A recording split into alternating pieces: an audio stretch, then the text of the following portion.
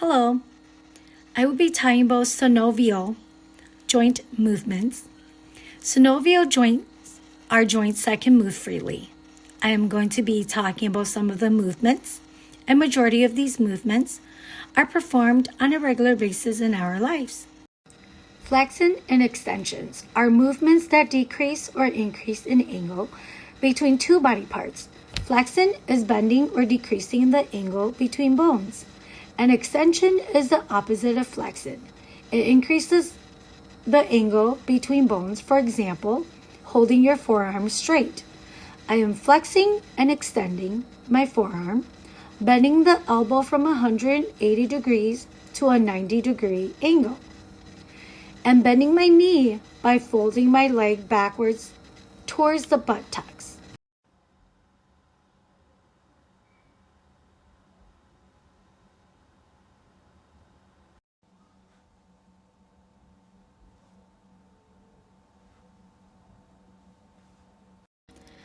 Adduction is movement towards or away from the midline of the body. Think of abduction as taking something away, and adduction as adding whatever that was taken. For example, I am lifting my arm away from the midline of my body, then bringing my arm back down closer to the midline.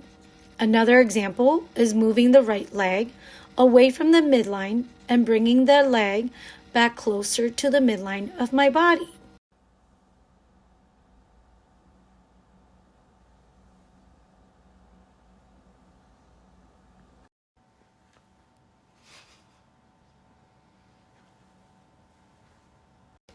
Elevation and depression is movement in a superior direction and inferior direction. Elevation is raising a body part. As for depression, it is to lower the body part. As shown in the example, the shoulders are elevated up and back to a depression position.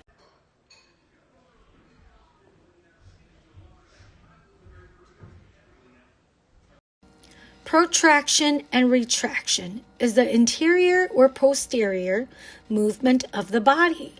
Protraction is reaching out towards the front of the body. Retraction is pulling the shoulders and arms back into place. In the example, you can see the whole midsection moving forward as if you're reaching out, and then the body pulls itself back into posterior position.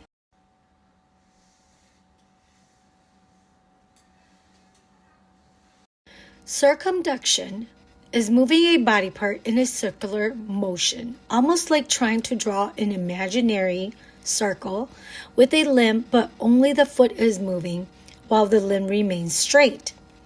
In the example, as you can see, the leg is lifted up at an angle high enough for the foot to move in a circular motion.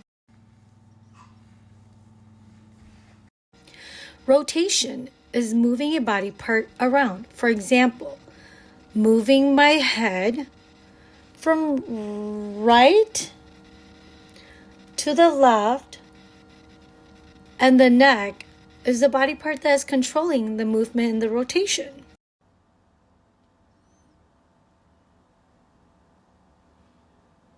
Supination and pronation is movement that causes the body to turn upward or downward. Supination is when the body part upward facing up. As for pronation, the body is turned downward facing down towards the ground. An example, as you can see, my forearm is turning the palm upward and downward. The way the forearm is rotating, it affects the relationship between the radius and the ulna, to separate when the palm is facing up and to cross each other when the palm is turned down.